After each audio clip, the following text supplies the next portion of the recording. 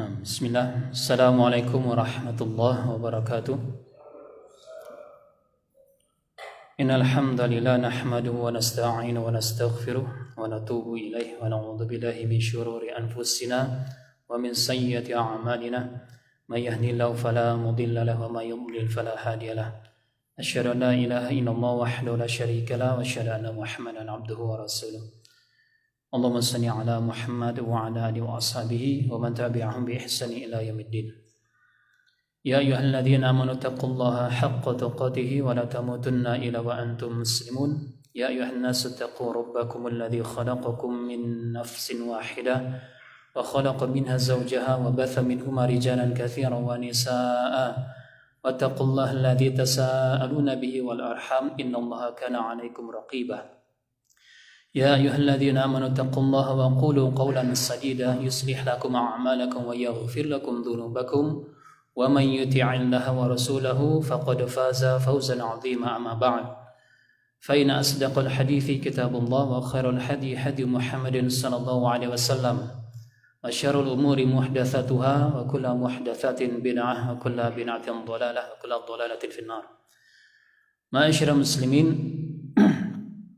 rahimani wa rahimakumullah, jamaah Masjid Al-Muttaqin yang insyaallah selalu dirahmati oleh Allah Subhanahu wa taala. Tiada karunia yang lebih besar.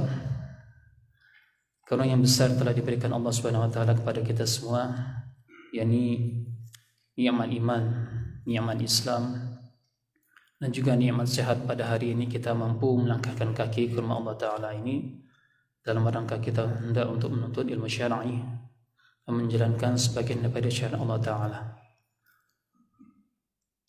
Dan selalu kita bersyukur pada Allah Azza wa Jalla atas semua takdir yang telah diberikan pada kita semua yang hadir di dalam tempat ini, dijauhkan Allah Ta'ala dari wabah virus corona dan diberikan kekuatan bagi saudara-saudara kita yang ditimpa musibah, karena semua ini adalah tidak lepas dari takdir Allah Subhanahu wa taala.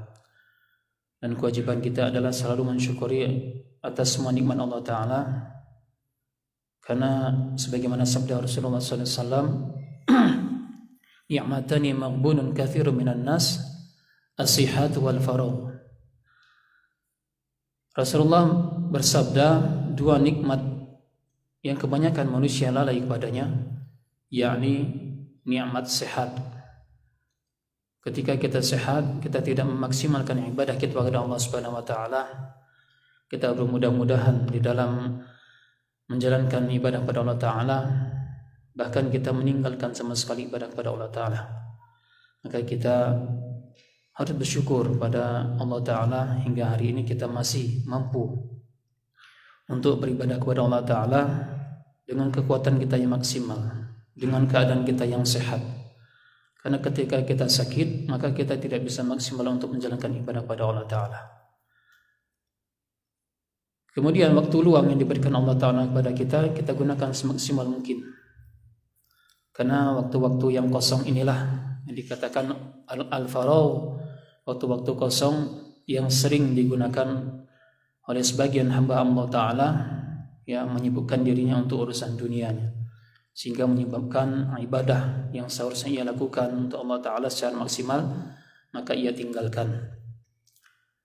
Baik, ma'asyiral muslimin rahimani wa rahimakumullah, kita akan lanjutkan kembali pembahasan kita di dalam kitab Al-Fiqh Al-Muyassar. Sebelumnya kita telah membahas tentang masih bagian keberapa kemarin? Bagian ke-6, ke-7 ya. Ibadah yang mengharuskan berwudu. Ya. Jadi ada ibadah-ibadah yang ketika kita melaksanakan ibadah tersebut, maka kita wajib untuk berwudu. Terakhir kita membahas di situ. Insyaallah kita masuk sekarang ke bagian ke-8. Pembahasan tentang ibadah yang dianjurkan berwudu. Ma yustahabbu lahu al-wudu, yang mustahab, yang dianjurkan, yang disunahkan untuk kita berwudu. Ya, bukan suatu yang diwajibkan ya. Jadi harus digarisbawahi, ketika kita hendak melakukan ibadah ini maka sangat dianjurkan, mustahab, sangat disunnahkan, pahalanya besar di sisi Allah Ta'ala untuk kita berwudu terlebih dahulu sebelum kita melakukan ibadah-ibadah tersebut yang kita akan bahas.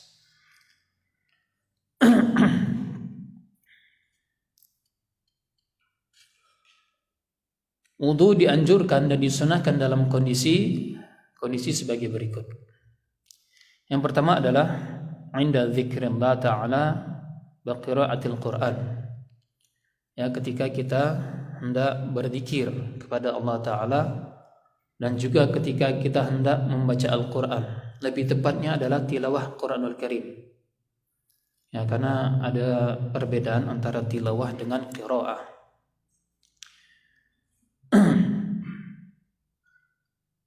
Jadi ketika kita hendak berzikir kepada Allah Subhanahu wa taala, maka sangat disunahkan kita untuk berwudu. Karena di dalamnya kita hendak menyebut lafaz Allah Ta'ala, menyebut nama-nama Allah Ta'ala. Jadi apabila kita hendak berzikir pada Allah Ta'ala, kita niatkan berwudu, maka ada perbedaan ya antara orang yang tidak meniatkan dengan orang yang berniat, antara orang yang tidak berwudu dengan orang yang berwudu. Dengan meniatkan mendapatkan pahala di sisi Allah Ta'ala, dan ini termasuk sunnahnya.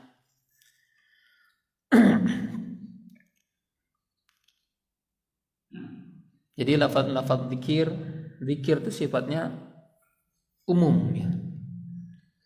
Jadi ketika kita hendak berdoa itu juga zikir, atau zikir-zikir yang umum kita sering lafazkan, seperti halnya subhanallah walhamdulillah wala ilaha illallah wallahu akbar. Yang mana di dalam hadis yang sahih, dalam riwayat Imam Muslim juga Ibnu Hibban yang menyebutkan bahwasannya ada 4 kalam yang paling disukai oleh Allah Ta'ala, yakni ucapan apa itu? Subhanallah walhamdulillah wala ilaha illallah wallahu akbar. 4 itu. Jadi seringlah kita untuk berzikir, dan hendaklah memulai zikir tersebut terlebih dahulu kita berwudu. Maka sangat disunahkan ketika hendak melakukan sebuah kebaikan, apalagi berzikir pada Allah Ta'ala, kita terlebih dahulu berwudu. Sunnahnya demikian. Pahalanya besar di sisi Allah Ta'ala. Karena sesuatu hal yang kecil ya, itu nilai pahalanya besar di sisi Allah Ta'ala. Bahkan dalam sebuah hadis yang sahih disebutkan kalimatani khafifatani, 2 kalimat yang ringan ya untuk diucapkan oleh manusia. Ya, khafifatani, khafifah itu, khafifun itu kan ringan ya. Kemudian thaqilatani fil mizan, dan 2 kalimat ini jika diucapkan akan memberikan timbangan yang berat di yaumil mizan. Ya. Wa habibatani ila rahman, dan 2 kalimat ini sangat dicintai oleh Allah Subhanahu wa taala. Apa itu? Subhanallah wa bihamdi subhanallahil azim. Ya, tapi lafadznya harus benar ya. Jangan subhanallah wa bihamdi subhanallahil azim. Ya. Jadi harus tepat. Kadang-kadang kalau di dalam bahasa Arab itu memanjangkan sedikit huruf itu sudah beda artinya, atau memberikan perubahan harokat ya, akan berubah artinya ya.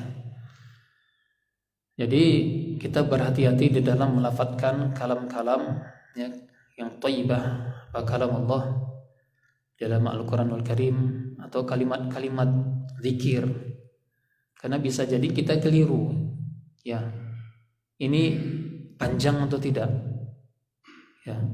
Al-alamin atau al-alamin Ya, ini penting.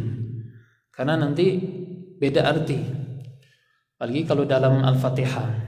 Maka di dalam karena Al-Fatihah itu adalah rukun di dalam sholat, maka barang siapa yang keliru, baik itu dia merubah huruf, merubah harokat, ya, atau menghilangkan huruf, maka sholatnya tidak sah. Ya, hati-hati di sini. Ini sudah menjadi pembahasan para ulama. Ini bagian dari rukun sholat ketika tidak sempurna Al-Fatihahnya, karena di dalamnya ada zikir kepada Allah Ta'ala. Kita bermunajat pada Allah Ta'ala di situ. Maka kalau keliru, maka batal sholat. Bagi orang yang makmum kepada seorang imam yang keliru membaca Al-Fatihah, adalah hanjali di situ, maka dia mufaraqah, ya, memisahkan niat berjamaah di situ, maka dia sholat sendirian, tapi masih di dalam barisan sholat, atau dia memutuskan sholat, tidak sholat di dalam barisan jamaah tersebut. Ini yang diajarkan ya di dalam syariat kita. Maka dari itu hendaklah kita berzikir dengan zikir yang benar, ya, berusaha untuk mengetahui bagaimana lafaz zikir yang benar.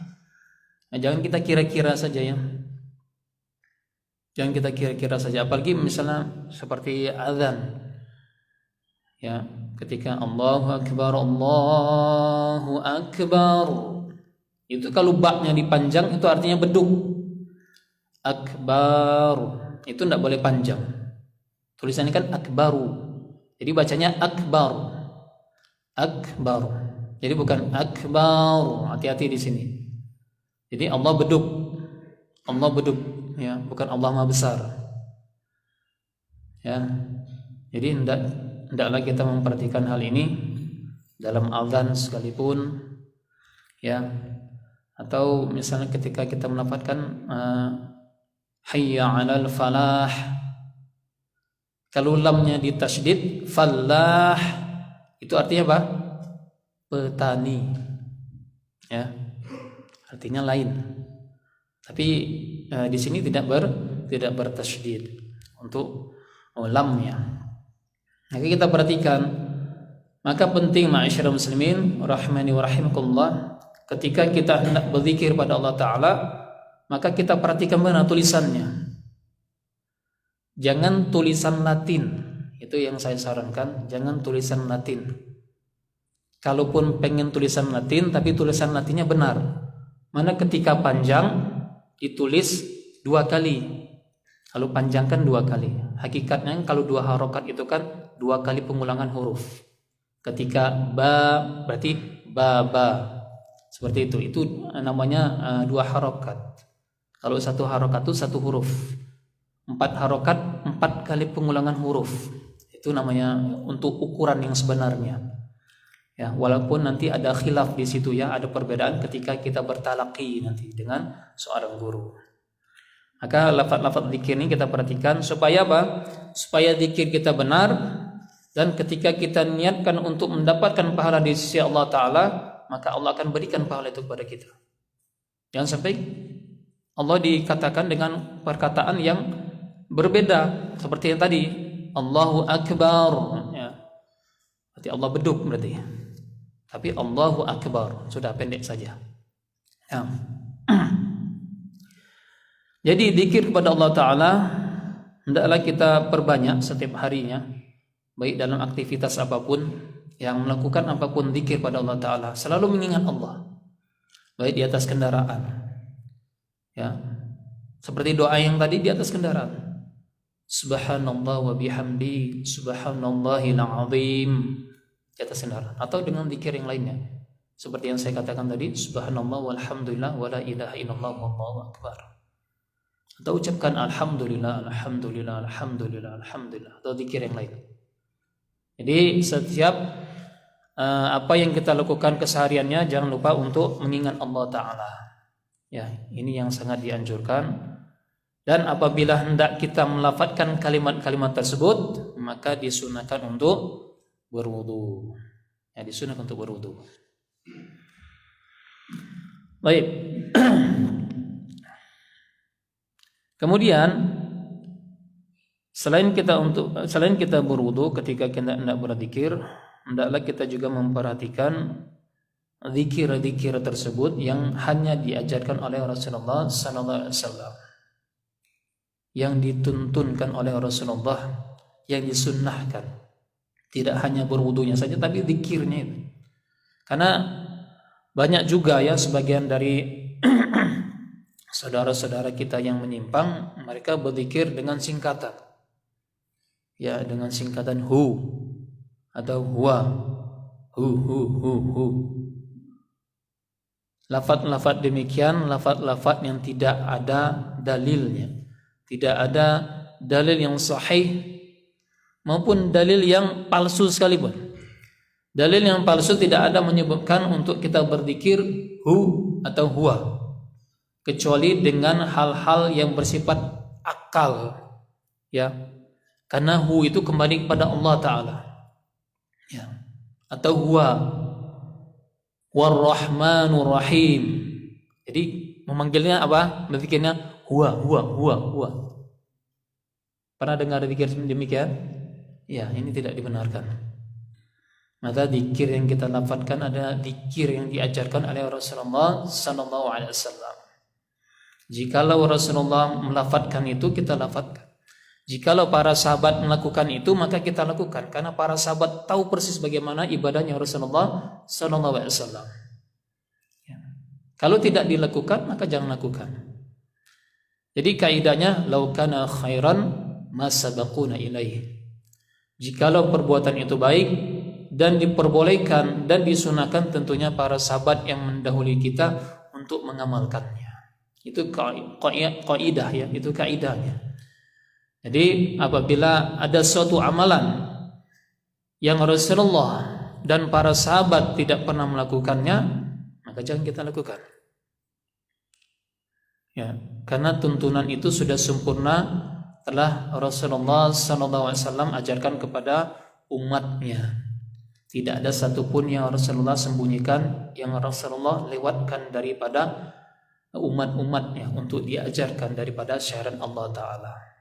Ya, jadi kita benar-benar menjaga daripada zikir ya kepada Allah Ta'ala, agar kita selalu dalam naungannya, dalam perlindungan Allah Ta'ala, dan tentunya dengan sunnahnya, yaitu berwudu terlebih dahulu.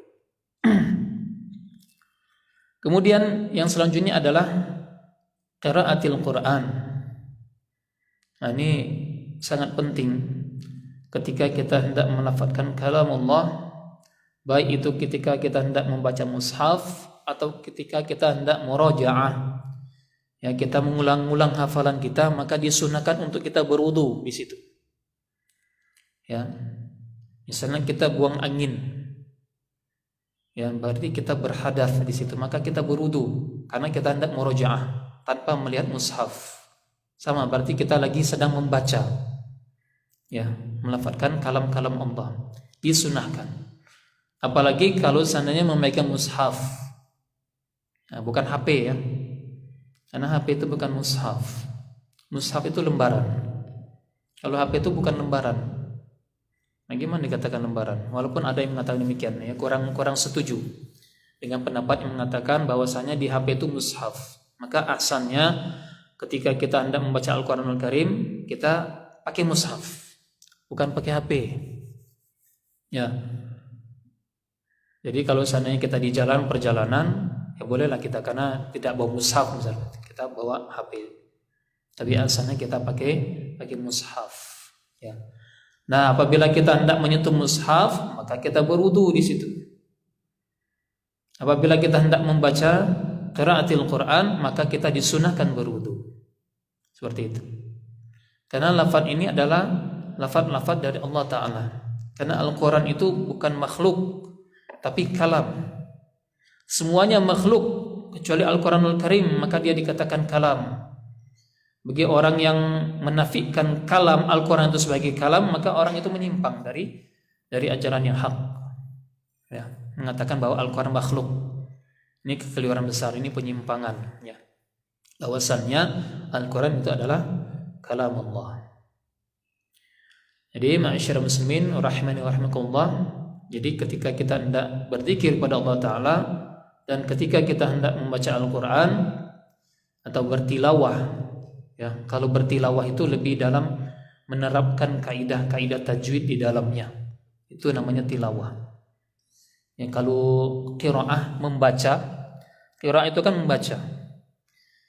Berarti kita kalau melewatkan daripada hukum-hukum bacaan Al-Quran di dalamnya, maka kita tidak ada dosa di situ. Tidak ada lahan.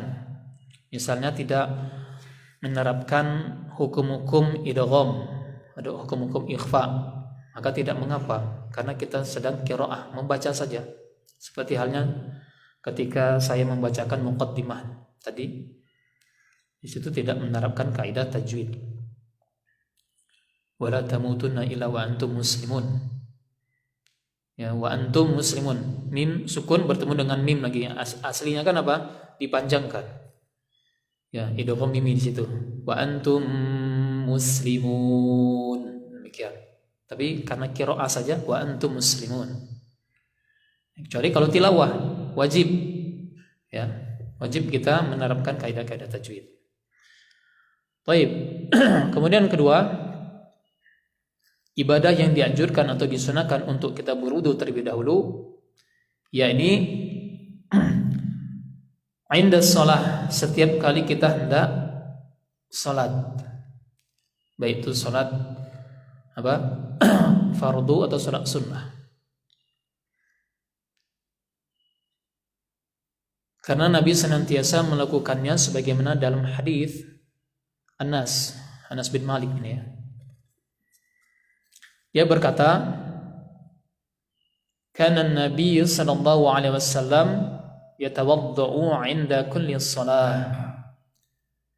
Jadi Rasulullah sallallahu alaihi wasallam berwudu, ya, senantiasa berwudu setiap hendak melakukan salat.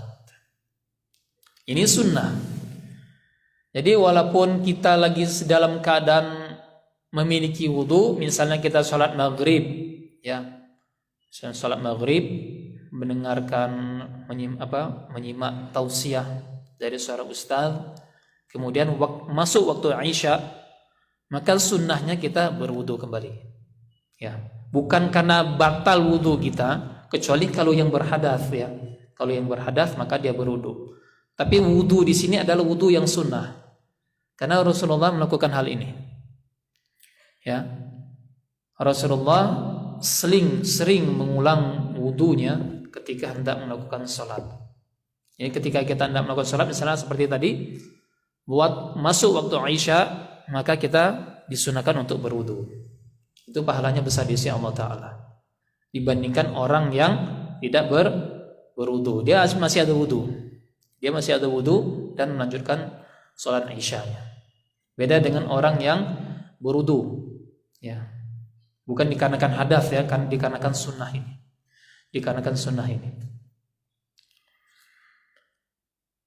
Ini hadis yang diriwayatkan oleh Imam Muslim, nomor hadis 308. Ya, jadi ma'asyiral muslimin rahimani wa rahimakumullah, adalah hal-hal yang terkadang kita tidak mengetahuinya, itu adalah sunnah. Maka kita mulai sekarang apabila kita mengetahui yang ilmunya, maka kita berusaha untuk melakukannya, mengamalkannya semampu kita. Kalau kita tidak mampu, maka tidak mengapa. Kalau seseorang sudah tidak mampu untuk melakukan syariat Allah Ta'ala yang Allah wajibkan di situ, yang Allah tekankan di situ, maka tidak ada kewajiban baginya. Sebagaimana ketika seseorang melakukan hubungan suami istri, datang kepada Rasulullah SAW, "Ya Rasulullah, celaka aku ya Rasulullah."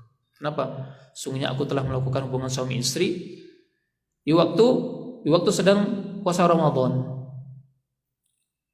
Maka apa kata Rasulullah? Untuk ia memerdekakan budak. Dan terus Rasulullah mengatakan, ya, ketika seseorang itu tidak mampu, ya, kemudian diberikan kembali, hendaklah engkau berpuasa 2 bulan berturut-turut. Kemudian hendaklah engkau memberikan kepada 60 orang fakir miskin. Kemudian dijawab, sesungguhnya akulah yang paling miskin di daerahku. Maka Rasulullah yang memberikan sedikit kurma kepada orang tersebut, berikanlah kepada keluargamu. Ya, ini menunjukkan apa? Bahwasannya syariat itu tidak kaku. Ketika seseorang sudah tidak mampu untuk menjalankannya, maka ada rukhsah di situ diberikan apa? Di dalam syariat kita. Ya, mastata'tum, maka kewajiban tersebut ya akan gugur apabila kita sudah tidak mampu untuk melaksanakannya. Seperti halnya ketika seseorang hendak sholat, apabila ia sakit, dia tidak bisa berdiri, maka tidak ada kewajiban untuk melakukan sholat sambil berdiri. Maka ia boleh sholat sambil duduk. Apabila ia tidak mampu untuk melakukan sholat sambil duduk, maka ia berbaring. Apabila ia tidak mampu untuk melakukan sholat sambil berbaring, maka ia dengan isyarat masih bisa gerak-gerak matanya. Dalam hatinya dia berniat untuk sholat. Apabila dia sudah tidak mampu untuk menggerakkan matanya, ya, memberikan isyarat dari hatinya, maka itu berarti orang hendak untuk disolatkan. Ya. Arti orang ini sudah meninggal dunia. Seperti itu. Maka syariat ini akan memberikan keringanan kepada hamba-hamba Allah Ta'ala ketika hamba Allah Ta'ala tersebut merasa tidak mampu untuk menjalankannya secara maksimal. Maka tidak ada pemaksaan, mau tidak mau seperti ini, syariat harus dijalankan. Seperti halnya orang luka, ya, nanti diperban, digips tangannya, ada luka, kemudian bagaimana? Membasuh tangan sampai dengan kedua siku, ya, ila mirfaqain, ini wajib, ya. Maka tidak dibasuh, maka tidak sah, ya, tidak sah, maka sholat tidak sah, tidak, ya, tidak ada pemaksaan, ya, di dalam syariat Allah Ta'ala. Maka ada rukhsah bagi orang-orang yang memiliki uzur di situ. Masa dibasahkan? Kalau misalnya dibasahkan, ya, korbannya dibuka, luka-lukanya dibasahkan, bagaimana kira-kira? Ya, pasti mungkin lukanya akan lebih parah. Atau orang misalnya lagi dalam keadaan sakit, ya, lagi dalam keadaan sakit dan dia lagi dalam keadaan junub. Sedangkan kita lagi dalam keadaan junub, berarti kita lagi hadas besar di situ. Berarti kita harus apa? Harus mandi. Apakah seseorang yang lagi sakit harus mandi ketika itu? Tidak. Ini dicontohkan oleh sahabat, ya. Ketika hendak memimpin perang dan ia tidak bisa melakukan mandi besar di situ, mandi janabat, maka ia ganti dengan tayamum. Ya, tidak dengan mandi. Ya, tidak dengan mandi besar. Inilah keringanan-keringanan yang diberikan oleh Allah Ta'ala, karena Allah Ta'ala yang memiliki syariatnya. Syariat ini dari Allah Ta'ala. Karena syariat ini merupakan suatu hal yang Allah rumuskan sendiri. Ya, tidak ada istilahnya rapat segala macam. Seperti halnya seperti halnya misalnya dalam sebuah pemerintahan atau misalnya di sebuah instansi, ketika hendak merumuskan sesuatu itu kumpul dulu. Ini tidak Allah yang buat sendiri. Hak Allah Ta'ala. Maka syariat ini dibangun atas dasar apa? Atas dasar wahyu yang Allah telah turunkan kepada Rasulullah SAW, bukan atas dasar akal. Maka syariat ini tidak bisa dikira-kira dengan akal. Ya. Ketika seseorang buang angin, kenapa tidak disucikan tempat keluarnya angin tersebut? Coba kalau kita pikir dengan akal kita. Karena syariat ini bukan dibangun atas dasar akal. Jadi ketika kita buang angin, kita tidak membersihkan bagian di mana ia keluar. Tapi apa yang dilakukan? Berwudu. Heran. Karena tidak ditangkap. Walaupun di dalam syariat Allah Ta'ala itu semuanya masuk akal. Loh, kok bisa seperti itu? Karena yang tidak masuk akal itu tidak sampai akal kita ke sana. Nah, seperti itu, ya. Itu syariat Allah. Karena syariat Allah itu tidak dibangun atas dasar akal. Terus sebabnya demikian bagaimana? Nanti di yaumil qiyamah Allah akan kasih tahu pada kita kenapa harus melakukan hal tersebut. Kenapa sholat duhur harus 4? Kenapa sholat subuh harus 2? Ya. Seperti itu. Tidak ditangkap oleh akal karena akal kita tuh minim, terbatas. Ilmu Allah tuh luas. Sampai dijadikan air laut itu sebagai tinta untuk menuliskan ilmu Allah, maka sampai kering tidak akan cukup. Ya, menuliskan bagaimana ilmu Allah Ta'ala. Jadi makanya kita jangan merasa sombong ya. Bahwasannya kita bisa mengira-ngira seperti inilah. Seperti yang saya sudah contohkan, seperti inilah kita berzikir. Cukup hu. Jadi kalau kita berzikir misalnya subhanallah subhanallah subhanallah hu. Misalnya subhanahu. Masuci dia. Ya. Alhamdulillah. Tidak ada demikian ya. Alhamdulillah. Ada Allah di situ. Tidak boleh kita kira-kira kan bisa diganti domirnya. Itu kan domir hi itu pengganti Allah. Lahu ma fis samawati wa ma fil ardh. Milik dia siapa? Allah. Tapi kita kalau dalam berzikir yang sudah ada tuntunan tidak boleh merubah-rubah. Karena orang-orang yang menyimpang tersebut menggunakan dalil ini. Kan domir kan? Lahu ma fis samawati wa ma fil ardh. Lahu. Hu siapa? Ke Allah Ta'ala. Ya, maka jangan kita ganti. Ya. Jadi jangan lihi milik dia, lihi. Nah, dari mana ajaran demikian ya? Maka sesuatu yang kita ada-adakan, perkara yang muhdats, maka ia tidak diterima di sisi Allah Ta'ala. Man amila amalan laisa alaihi amruna fahuwa raddun. Barang siapa yang mengamalkan amalan-amalan yang tidak ada perintahnya dari kami, kata Rasulullah sallallahu alaihi wasallam, fahuwa raddun, maka amalan itu tertolak, enggak ada gunanya, yang ada dosa. Ya. Barang siapa yang mengerjakan perkara-perkara baru, berhati-hatilah, ya. Berhati-hatilah kalian, kata Rasulullah, dengan perkara-perkara yang baru. Ya. Karena sesungguhnya perkara-perkara yang baru itu adalah bid'ah. Bid'ah. Ini dalam konteks syariatnya, terminologi. Ya. Jadi jangan sampai disalahpahami ya hadis tersebut. Jadi muhdats yang bid'ah itu adalah perbuatan-perbuatan yang baru di dalam perkara-perkara syariat Allah Ta'ala. Bukan dalam konteks lughah, bukan dalam konteks bahasa. Kalau dalam konteks bahasanya, bid'ah itu artinya perkara baru, hal-hal yang baru yang sebelumnya belum ada, itu namanya bid'ah. Apapun sesuatu yang baru yang sebelumnya belum ada itu bid'ah. Tapi kalau seandainya sebelumnya sudah ada itu bukan bid'ah, berarti inovasi saja. Tapi kalau bid'ah ini sesuatu yang tidak ada sebelumnya, maka dia ada-adakan, itu namanya muhdats. Ya. Jadi setiap kali kita hendak salat, maka kita usahakan ya niatkan untuk berwudu. Walaupun dalam keadaan apapun ya, karena dalam pensyariatan Allah Ta'ala, sunnah di balik berwudunya ketika kita hendak melakukan salat itu mengandung pahala yang sangat besar. Walaupun dalam keadaan dingin.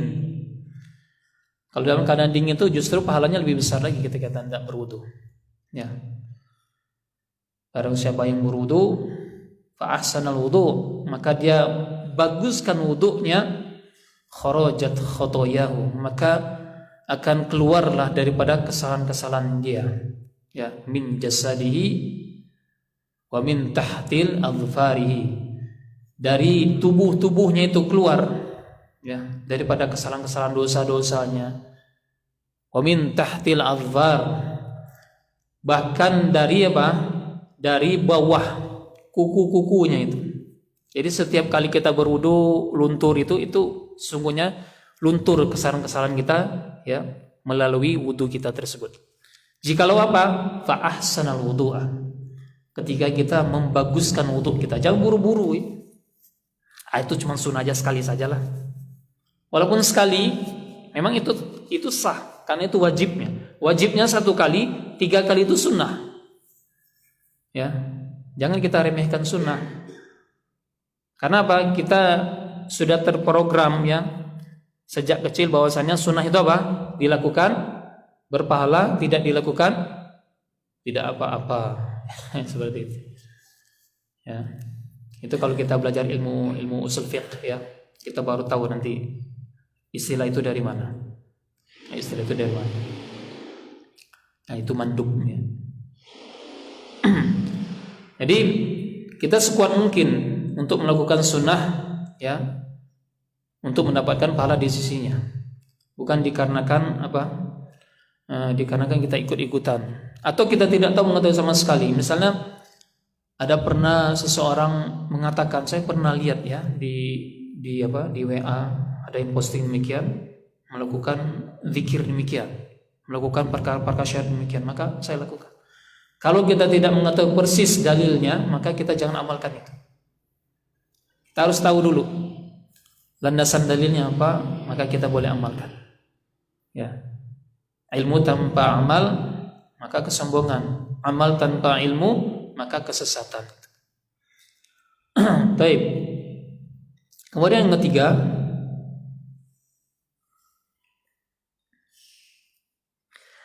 dianjurkan berwudu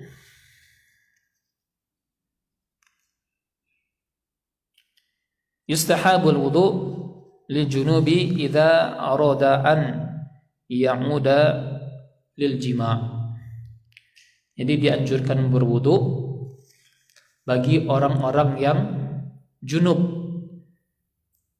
Junub itu apa? Ya. Orang yang habis melakukan hubungan suami istri itu dia lagi dalam keadaan junub ya. Bila hendak mengulangi hubungan suami istri ya. Jadi dianjurkan berwudu bagi orang-orang junub.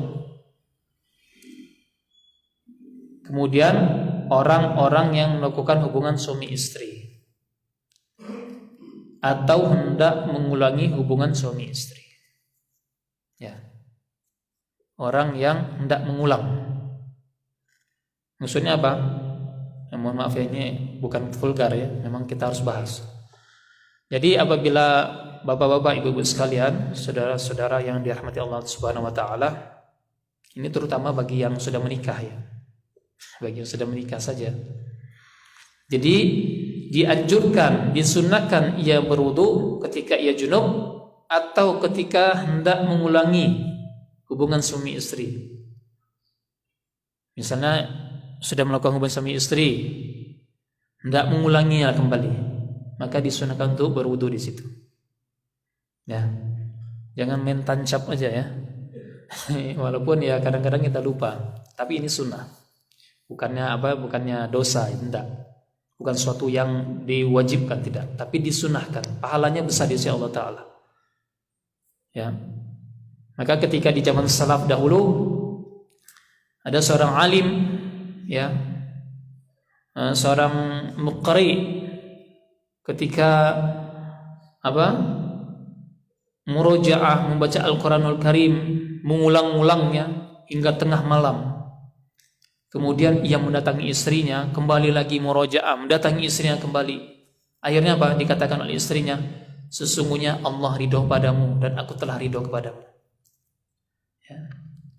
Jadi jangan kita sibukkan urusan kita dengan ilmu, tapi kita melalaikan urusan kita dengan istri kita. Menghafal Al-Quran terus, tapi dengan istri kita 1 bulan cuma sekali, seperti itu ya. Ini tidak vulgar ya, ini hanya untuk tarbiyah saja. Ya, ini harus penting.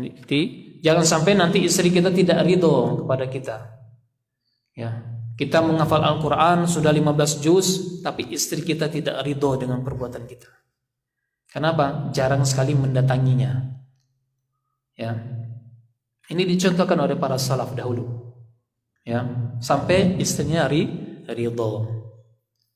Mengulang kembali. baca lagi Al-Quran, ya, mandi lagi, berwudu lagi, kemudian ngulang lagi, ya. Masya Allah, dalam riwayatnya berkali-kali gitu ya, Masya Allah. Itu menunjukkan memang kekuatan orang-orang Arab itu sangat kuat, ya, seperti itu. Dan hendaklah ketika kita mengulang tersebut, maka apa yang dianjurkan, disunahkan adalah untuk kita berwudu kembali, ya.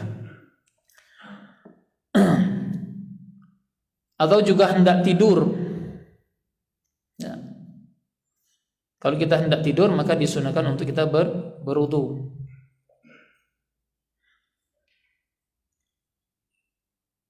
Jadi sebelum kita membaringkan badan kita, ya, maka kita disunahkan untuk berwudu di situ.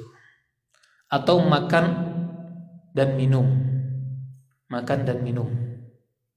Walaupun ketika kita berpuasa, ya, mesti ada takjil, ya, ketika di masjid, maka disunahkan sebenarnya makan dan minum untuk kita berwudu. Apabila tidak, ya tidak mengapa, tapi memiliki pahala yang besar di sisi Allah Ta'ala bagi orang-orang yang menjalankan sunnahnya, karena ini perintah Nabi, ya. Barang siapa yang menjalankan perintah Nabi, maka pahala di sisinya, ya, yang sangat besar. Mengikuti sunnah Rasulullah atau mensyiarkan sunnah Rasulullah itu memiliki pahala yang sangat besar di sisi Allah Ta'ala, ketimbang orang yang tidak mensyiarkan sama sekali. Ya, sebagaimana Rasulullah sallallahu alaihi wasallam bersabda, "Idza ata ahadukum ahlahu thumma arada an ya'uda falyatawadda." Bila salah seorang dari kalian mendatangi menggauli istrinya, kemudian ia hendak mengulanginya, maka hendaklah ia berwudu. Tapi di sini hukumnya bukan wajib, ya, bukan wajib. Jadi lafaz falyatawadda itu hukumnya bukan wajib. Ini sepakat ulama mengatakan demikian. Dan juga berdasarkan hadis Aisyah radhiyallahu anha, anna Rasulullah sallallahu alaihi wasallam kana idza arada an yanama wa huwa junubun tawaddaa wudu'ahu lis-salati qabla an yanama. Jadi bahwa Rasulullah sallallahu alaihi wasallam apabila hendak tidur sementara beliau dalam keadaan junub, apabila hendak tidur dia dalam keadaan junub tapi hendak tidur, maka beliau berwudu seperti wudu untuk salat sebelum tidur. Jadi apabila bapak-bapak, ibu-ibu sekalian, apabila dalam keadaan junub, ya, mungkin malam hari, ya, atau belum sempat untuk mandi janabat seperti itu, maka ia hendak berwudu baru tidur. Ya, wajib hendak tidur dalam keadaan junub, maka dia berwudu. Nanti sebelum salat subuh baru dia mandi. Seperti itu yang diajarkan oleh syariat kita, ya. Hadis yang diriwayatkan oleh Imam Muslim nomor hadis 305. Dan juga dalam riwayat lain dari Aisyah radhiyallahu anha, fa'arada an ya'kula aw yanama, lalu beliau hendak makan atau tidur. Ini dalilnya ketika kita hendak makan atau minum tadi, ya. Jadi mau tidur atau dalam keadaan junub hendak tidur atau dalam keadaan makan, ya, atau dalam keadaan minum. Jadi kita sudah makan atau minum, hendak sholat nih, maka kita dianjurkan untuk berwudu. Maksudnya apa? Mengulang wudu. Kalau kita ada wudu, maka kita ulang wudu kita. Seperti itu maksudnya. Bukan dikarenakan makan dan minum itu menyebabkan kita batal wudu, tidak. Misalnya seperti bulan puasa gitu, ya. Kita habis takjil seperti itu, maka kita disunahkan untuk berwudu. Atau habis makan gitu, hendak sholat Isya, kita masih ada wudu. Dan makan kita tuh bukan menyebabkan kita batal wudu kita, kecuali kalau makan daging unta, ya. Kalau di Indonesia tidak ada daging unta, ada daging kambing, maka tidak membatalkan wudu. Maka kita dianjurkan, disunahkan untuk mengulangi daripada wudu kita. Ya, sunnah itu. Silakan dipraktekkan nanti, ya. Karena ini sunnah yang mungkin orang banyak yang melewatkannya, sebagian dari kita banyak yang melewatkannya. Lebih enak, ya, kita melanjutkan saja kumur-kumur, ya, siwak, lanjut sholat. Tapi yang sunnahnya, pahalanya besar di sisi Allah Ta'ala, ya ini mengulang wudunya lagi, berdasarkan hadis yang sudah disebutkan.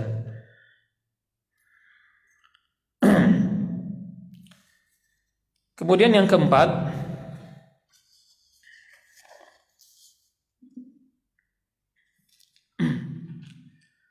berwudu sebelum mandi junub. Berwudu sebelum mandi junub berdasarkan hadis Aisyah radhiyallahu anha.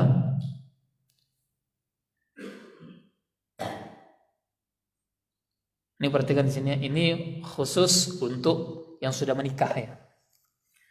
Nanti jangan sampai bingung, Ustadz, saya mau praktek ini ya, mandi ya sebelum mandi junub ya. Bagaimana caranya? Sudah nikah belum? Belum Ustadz ya. Nikah dulu ya baru praktek sunnah ini. Ini khusus untuk orang-orang yang sudah menikah saja. Yang belum menikah jangan ya. Antum sudah menikah belum? Belum ya, jangan mandi junub ya. Kecuali kalau memang menyebabkan hal-hal tersebut ya, yang menyebabkan dia harus mandi besar. Seperti misalnya sholat Jumat seperti itu. Ya. Tapi bukan dalam konteks junub, tapi itu mandi besar saja. Berdasarkan hadis Aisyah radhiyallahu anha, kana Rasulullah sallallahu alaihi wasallam idza ightasala minal janabati yabda'u fayaghsilu yadayhi thumma yufrighu biyaminihi ala shimalihi fayaghsilu farjahu thumma yatawaddau wudu'ahu lis-shalah. Apabila Rasulullah SAW mandi junub, mandi janabat itu ya, maka beliau memulai dengan membasuh kedua tangan beliau. Ya, seperti halnya kita ketika kita berwudu, kemudian menuangkan air dengan tangan kanan beliau ke tangan kiri beliau, lalu beliau membasuh kemaluan beliau. Kemudian berwudu seperti wudu salat. Ini sebenarnya tata cara untuk mandi janabat. Karena di dalam mandi janabat itu ada wudunya. Jadi ketika kita sudah membasuh tangan kita ini, ya, kemudian membersihkan kemaluan kita, lalu apa yang kita lakukan? Berwudu seperti halnya wudu salat. Tapi perbedaannya nanti ketika kita membasuh daripada kepala kita, ya, hingga nanti berakhir di dua telinga kita, maka di situ berhenti dulu, jangan ke kaki. Ya, maka kita membasuh kepala kita. Ya, ambil air nih, basuh kepala kita 3 kali, baru kita mandi di situ. Nanti kaki gimana? Kaki itu yang terakhir. Kaki yang terakhir. Jangan berwudu ya, kaki kemudian baru mandi, ini keliru. Yang ada adalah ketika sudah sampai di kepala, ya, kemudian baru kita guyur kepala kita, kemudian baru kita mandi di situ. Nanti kita sabunan sedikit gitu ya, bersih, sudah selesai, baru kita rukun pada kaki kita. Pada kaki kita baru kita bersihkan di situ. Ya, 3 kali sunnahnya, wajibnya sekali saja, kemudian kaki kiri kita. Sudah selesai mandi janabat situ. Ya, bagi yang belum menikah maka ini jadikan ilmu. Ketika hendak nanti di dalam menikah nanti, ketika hendak mandi janabat setelah kita melakukan hubungan suami istri, maka begitulah tata caranya. Ya, bagi yang belum menikah ya. Bagi yang sudah menikah maka silakan untuk dipraktekkan sunnah yang mulia ini. Karena kalau kita niatkan mandi janabat itu untuk Allah Ta'ala, maka itu berpahala sunnah. Ya. Dalam hati saja, ya Allah, aku niat untuk mandi janabat, melaksanakan sunnah Rasulullah SAW, niat lillah karenamu ya Allah. Dalam hati saja, kemudian kita lakukan. Ya, semua ya, mau bersiwak juga demikian. Ya, yang tidak punya siwak, ya, kayu arok itu, maka kita pakai jari kita atau pakai pasta gigi, kita sikat gigi kita, niat kita bersiwak, maka dapat pahala siwak di situ. Walaupun tidak punya siwak. Seperti yang sudah saya jelaskan ya, pembahasan sebelumnya, karena pun memiliki 2 makna untuk siwak. Ini makna kayu siwaknya itu, atau makna dari sisi bahwasannya membersihkan bagian-bagian dalam yang kotor, gigi. Ya, dengan niat untuk bersiwak seperti itu, dapat pahala siwaknya. Wallahu a'lam bishawab. Kemudian yang kelima, yang terakhir ini ya, ketika hendak tidur, berdasarkan hadis Al-Bara bin Azib radhiyallahu anhuma berkata, Rasulullah sallallahu alaihi wasallam bersabda, "Idza ataita madja'aka fayatawadda wudu'aka lis-shalah, thumma taji' ala shiqqika al-aiman. Bila kamu hendak datang ke tempat tidurmu, maka berwudulah seperti wudumu untuk salat seperti biasa. Kemudian berbalinglah miring pada sisi badanmu yang sebelah kanan. Ya. Jadi ketika kita hendak tidur, maka berdasarkan hadis ini hendaklah kita melakukan wudu terlebih dahulu. Ya, ini tuntunannya.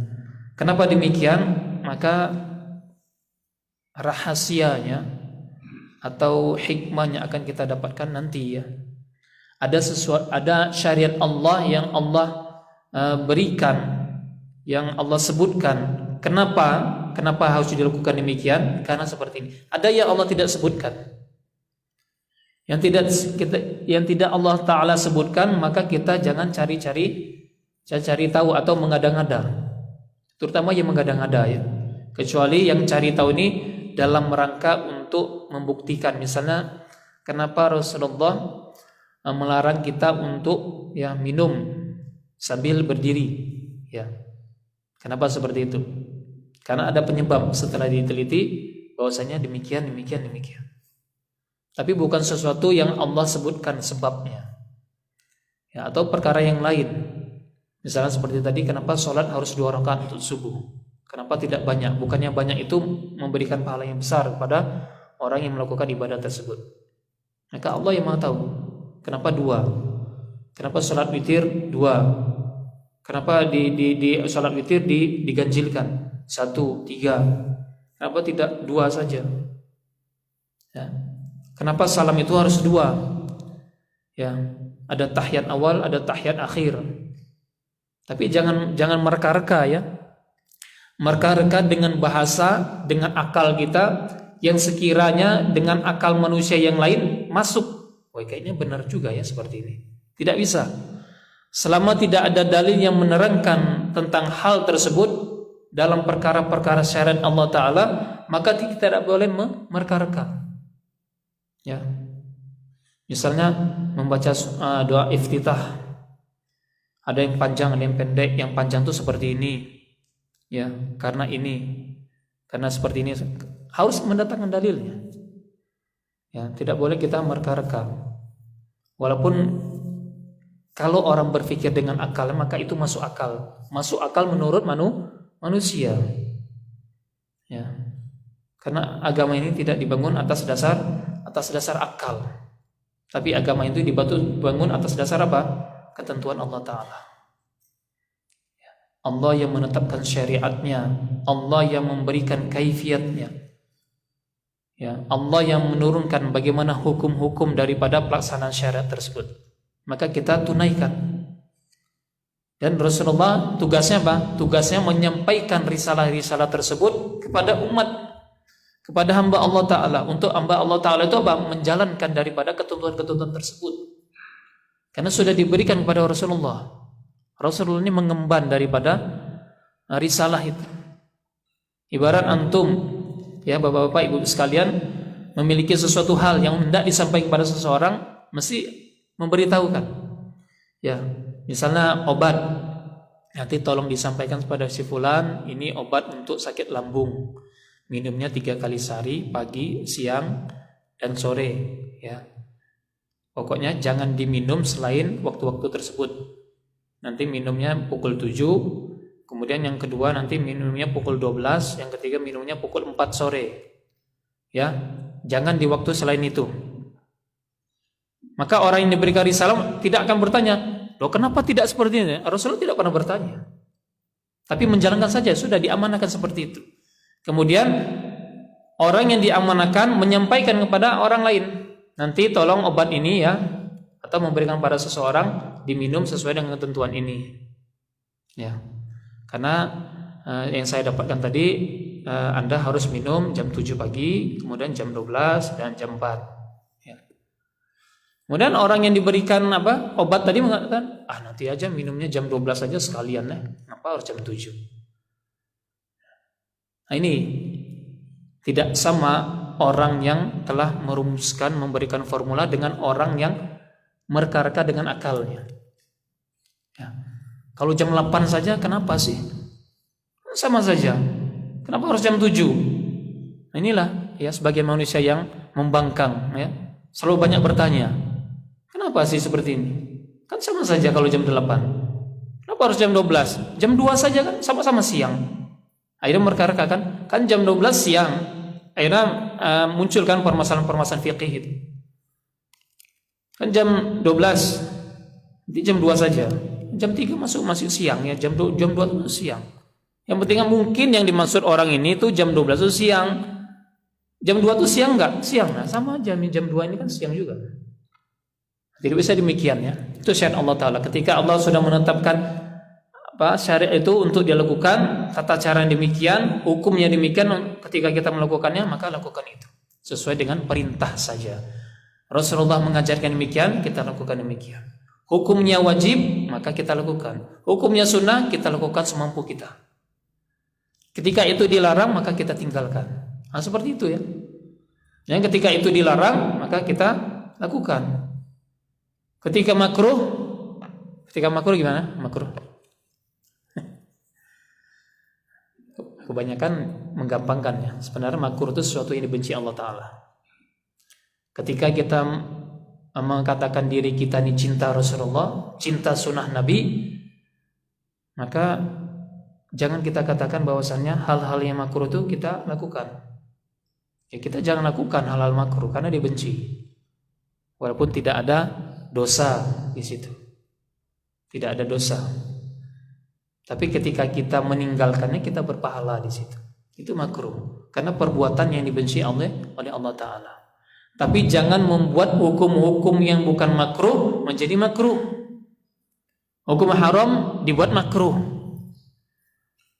Benar makruh tahrim. Ya. Ada di pembahasan tentang usul fiqh, ya, masalah makruh tahrim. Maka ketika kita hendak mempelajari fikih ini, perlu kita membekali diri kita dengan ilmu usul fiqh. Ya. Di dalamnya nanti ada tentang hukum-hukum. Bagaimana hukum syar'i? Hukum syar'i itu apa? Bagaimana ketentuan-ketentuan hukum syar'i? Apa saja yang ada di dalam hukum syar'i? Hukum taklifi itu bagaimana? Makruh itu bagaimana? Mandub itu bagaimana? Ya. Sunnah itu bagaimana? Makruh itu terbagi atas berapa? Ya. Jangan kita makruh ternyata makruh tahrim, mendekati haram, maka itu tidak boleh kita lakukan. Ya. Kalau sudah cinta sunnah Rasulullah SAW, maka sedapat mungkin kita untuk meninggalkan hal-hal yang makruh. Ya. Dan berusaha untuk menjalankan sunnahnya. Seperti halnya apa? Makruh yang lainnya. Misalnya contohnya apa? Banyaknya apa? Sisa makanan di dalam mulut kita.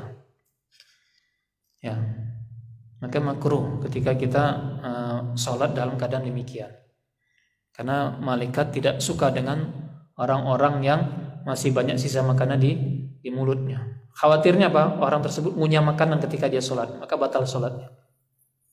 Ya, akan itu ya. Masih ada sisa sisa kurma di sini. Ya, dikunyah seperti itu, maka batal sholatnya di situ. Tidak boleh ngunyah makanan di situ. Ya, maka kita bersihkan, kita usahakan untuk bersiwak atau kita kumur-kumur ya, atau kita bersihkan dengan tangan kita dengan niat untuk bersiwak. Seperti itu. Ya, ini sesuatu yang dibenci oleh Allah Ta'ala. Atau misalnya apa lagi? Ya, bawang seperti ya, kan bawang. Seperti itu. Bukan haram, bukan akhirnya orang meninggalkan bawang. Ya, bukan haram, tapi makruh. Karena apa? Mengganggu orang lain. Ya, ketika misalnya ghairil maghdubi 'alaihim waladdallin. Amin. Lain ini yang sebelahnya. Nah, itu mengganggu. Kalau salat sendirian maka dianjurkan untuk tidak mendekati rumah Allah karena mengganggu yang lainnya, khawatir. Atau kalau bisa makan bawang tapi ada penangkalnya. Kalau orang-orang dulu mungkin bapak-bapak tahu ya, makan apa itu cengkeh ya kalau nggak salah ya, untuk menghilangkan bau yang tersebut. Makan cengkeh. Kalau tidak salah orang-orang zaman dulu demikian. Makan cengkeh atau kapulaga gitu ya. supaya mulut kita ini nggak bau bawang, karena bawang itu kan tajam. Tapi manfaatnya besar, bukan berarti kita meninggalkan. Ini suatu yang merugikan orang lain, tidak, ya. Maksudnya adalah ini hal-hal yang makruh ketika kita hendak sholat berjamaah di masjid, maka hindari untuk makan bawang. Nanti kita sudah pulang dari masjid makan bawang tersebut. Ya, bukan kita menghindari sama sekali tidak makan bawang seumur hidup.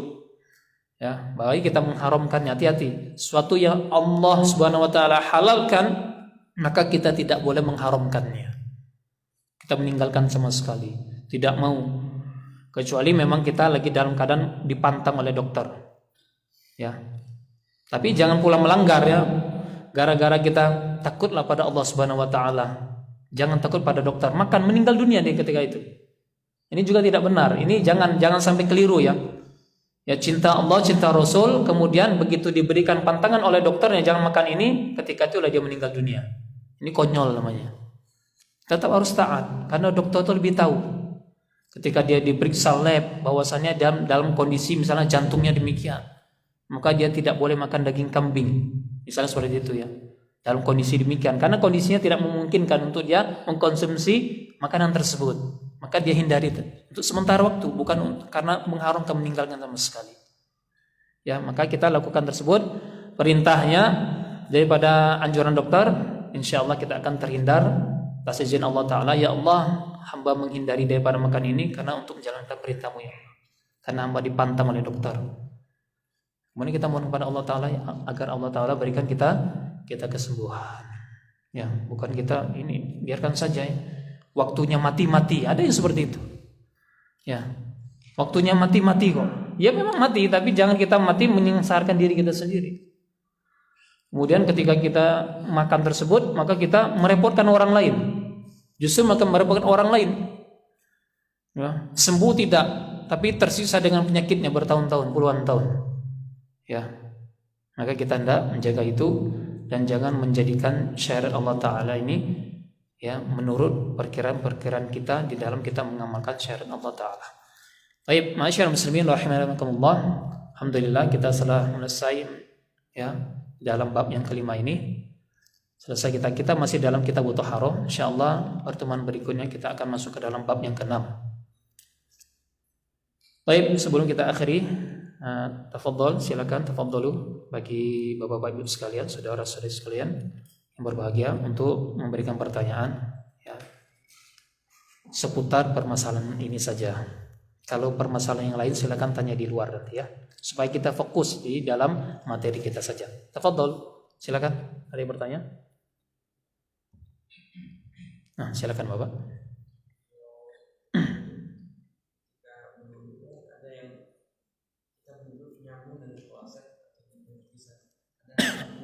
Nah.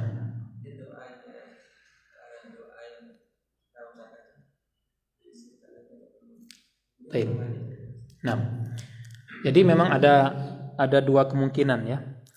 Jadi ada orang yang memiliki tempat wudhu sendiri, ya, atau tempat mandi tanpa kloset. Ada yang tempat mandi ada kloset. Yang kebanyakan menjadi permasalahan adalah tempat mandi yang ada kloset. Ya, maka di situ kita perhatikan bahwasannya percikan dari buang air kita kadang-kadang kan masih ada, ya. Nah, seperti itu. Maka untuk kehati-hatian kita, maka hendaklah kita masuk dalam kamar mandi tersebut dalam posisi memakai alas, ya. Atau memang kalau seandainya airnya mengalir, maka itu dikatakan sudah memenuhi 2 kula, jadi bersih, bisa seperti itu. Kemudian bagaimana cara kita hendak berwudu? Berwudu seperti biasa. Kemudian kalau kita tidak mampu untuk berzikir atau melafadzkan basmalah di situ, maka tidak usah mengucapkan basmalah, karena hukum basmalah di sini adalah sunnah saja, ya. Atau melafadzkan niat lillah karena Allah Ta'ala, itu cukup di dalam hati saja, karena kita dilarang untuk berzikir di dalam kamar mandi. Kemudian bagaimana doanya ketika kita selesai berwudu? Maka wudu di luar. Berdoa di luar. Jadi ketika kita selesai berwudu, maka kita keluar ghufranak, baru kita asyhadu la ilaha illallah wa asyhadu anna muhammadan abduhu wa rasuluh. Ya, kemudian kita melanjutkan doa-doa yang lain yang disunahkan. Ya, seperti itu ya Bapak ya. Wallahu a'lam bishawab.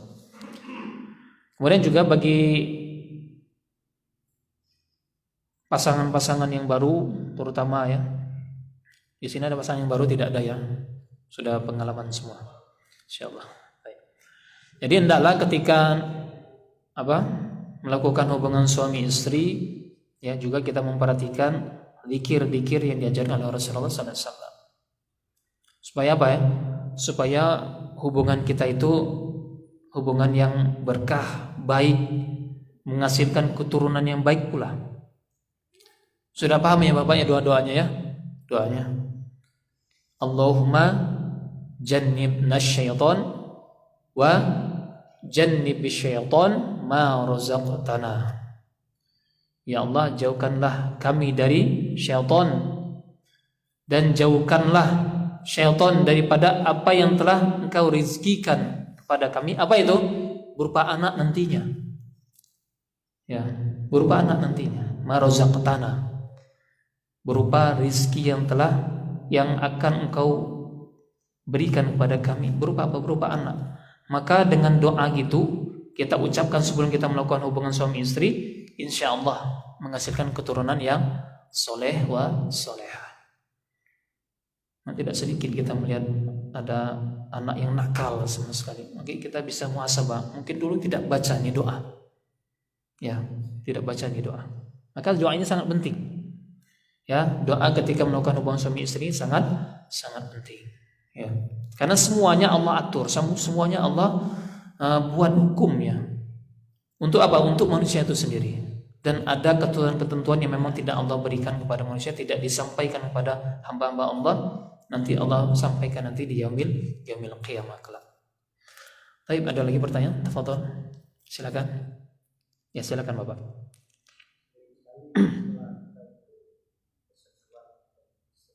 Iya. Baik. Ini sudah ada penjelasan ya materi kita sebelumnya. Lamastumun nisa, bersentuhan dengan perempuan. Kalau bersentuhan dengan perempuan, kalau menurut Imam Ahmad bin Hanbal ya, dengan syahwat, maka itu membatalkan wudu. Ya, tapi pendapat yang kita ambil kuat di sini adalah menyentuh wanita ya tidak membatalkan wudu. Ini sudah dijelaskan ya. Kemarin hadir ya Bapak ya dalam silakan lihat ya di mana rekaman-rekaman sebelumnya. Mungkin Bapak-bapak, Ibu-ibu yang masuk ke dalam grup mana tuh? Masjid Al-Muttaqin ya. Nah, di situ ada rekaman-rekaman saya yang sebelumnya. Silakan merujuk ke situ. Ya, walaupun ada yang mengatakan bahwasanya menyentuh membatalkan wudu. Tidak ya, karena banyak sekali dalil-dalil hadis Rasulullah SAW yang menyebutkan bahwa Rasulullah mencium istri-istrinya, kemudian beliau langsung sholat tanpa berwudu kembali. Tapi apabila seandainya menyentuh istrinya dengan syahwat, kemudian menyebabkan keluarnya misalnya keluarnya madhi seperti itu, maka dia berwudu di situ. Tapi sekadar mencium istrinya, tersentuh istrinya, maka tidak sampai membatalkan wudu. Atau misalnya seperti menyentuh kemaluan. Misalnya seorang ayah ya yang tidak sengaja menyentuh kemaluan anaknya ketika hendak memakai baju, maka itu tidak membatalkan wudu. Yang membatalkan wudu adalah menyentuh kemaluannya sendiri. Ya. Menyentuh kemaluannya sendiri. Maka ada dua pendapat, ya. Pendapat Imam Ahmad bin Hanbal dengan Imam Asy-Syafi'i mengatakan bahwasannya menyentuh kemaluan membatalkan wudu. Tapi tidak pendapat yang paling kuat. Ya. Seperti halnya pendapat Imam Ibnu Hazm yang sudah Anda sebutkan terdahulu ya. Banyak pendapat yang menguatkan pendapat ini bahwasannya menyentuh kemaluan itu orang lain bukan kemaluannya tidak sampai membatalkan wudu. Ya. Jangan tersentuh. Biasanya kalau memakai pakaian anak-anak kita sudah wudu kan? Ya, anak sudah mandi seperti itu kita pakai. Tersentuh. tersentuh, berwudu, tidak perlu berwudu lagi. Ya, karena bukan menyentuh kemaluan, tapi menyentuh kemaluan orang lain. Dengan bukan niat mengusap. Mengusap sama menyentuh beda. Kalau menyentuh punya niat megang, sentuh kan? Ya, mengusap gitu, mengusap bukan menyentuh ya, mengusap. Memegang. Tapi kalau menyentuh kayak gini menyentuh namanya. Kalau ini punya niat, ya, kalau kayak gini menyentuh. Misalnya pakai pakaian, ya, pakai celana itu Bapak, kemudian tersentuh kemaluan daripada anak kita, itu insya Allah itu tidak sampai membatalkan wudu, tidak perlu berwudu lagi. Wallahu a'lam bishawab. Ada lagi pertanyaan? Ya, silakan Bapak.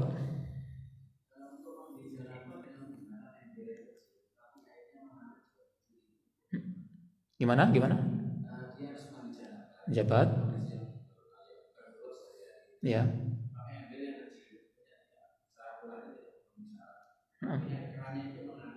Air kerannya mengalir.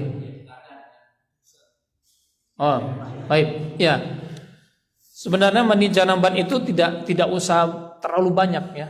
Karena Rasulullah SAW pernah mandi janabat itu tidak sampai banyak airnya. Airnya tidak sampai kita jebur-jebur seperti itu.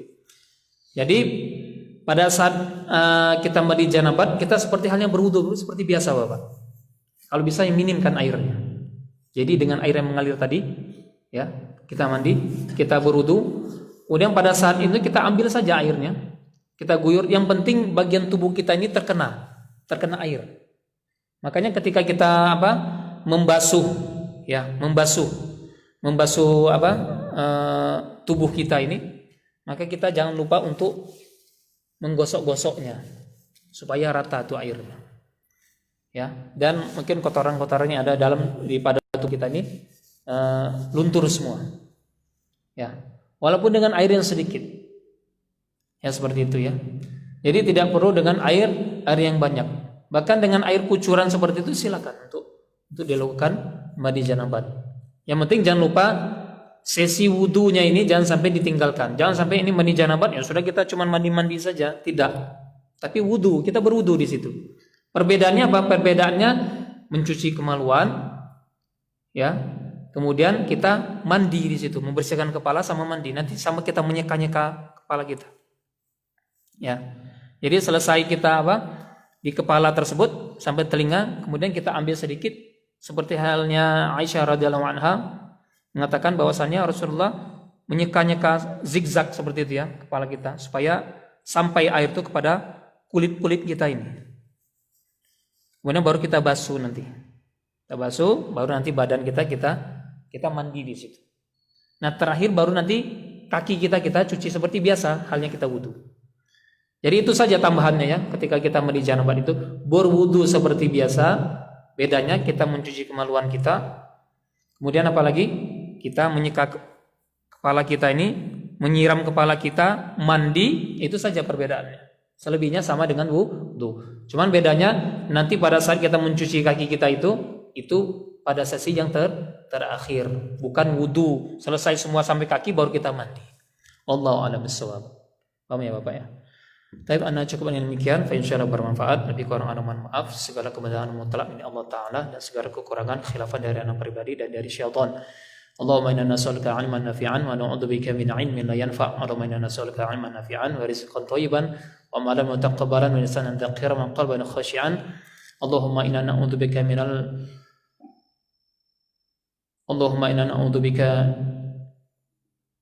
khubuth.